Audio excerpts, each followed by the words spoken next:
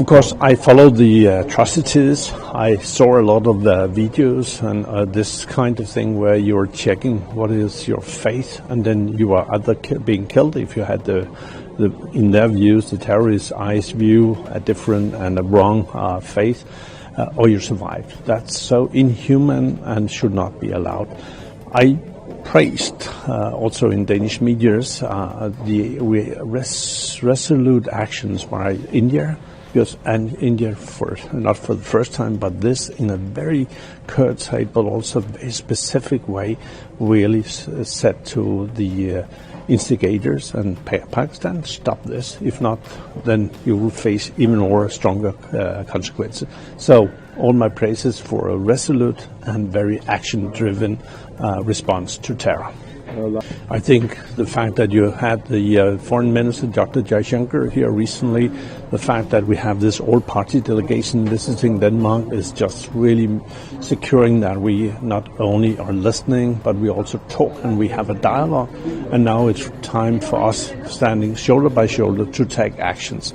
Pakistan has to be called for its atrocities, and Pakistan has to be brought to justice. So the rope is very, very short, and be afraid if you don't follow what India has told you.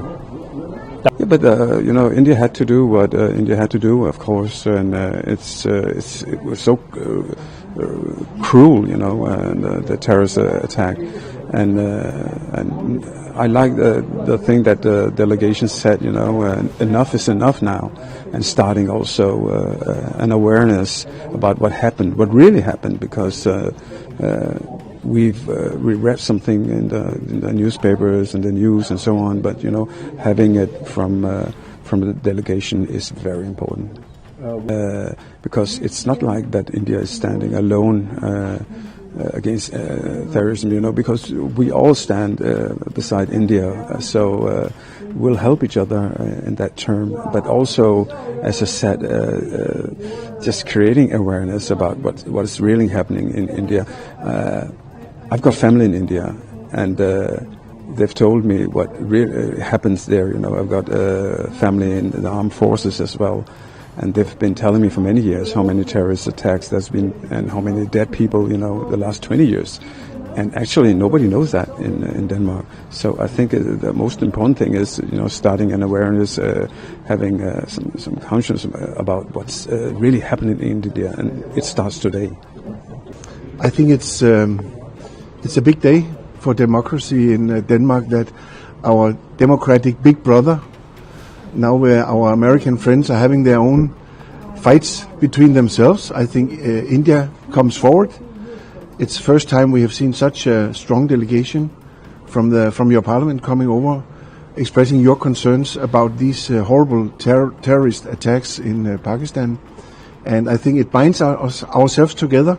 It's so important that like-minded countries, even we have different interests here and there, but the main thing is that we are like-minded, and you come forward like this. It has been such a pleasure and a great honor to meet many of these, you can say, somehow founding fathers of the new India.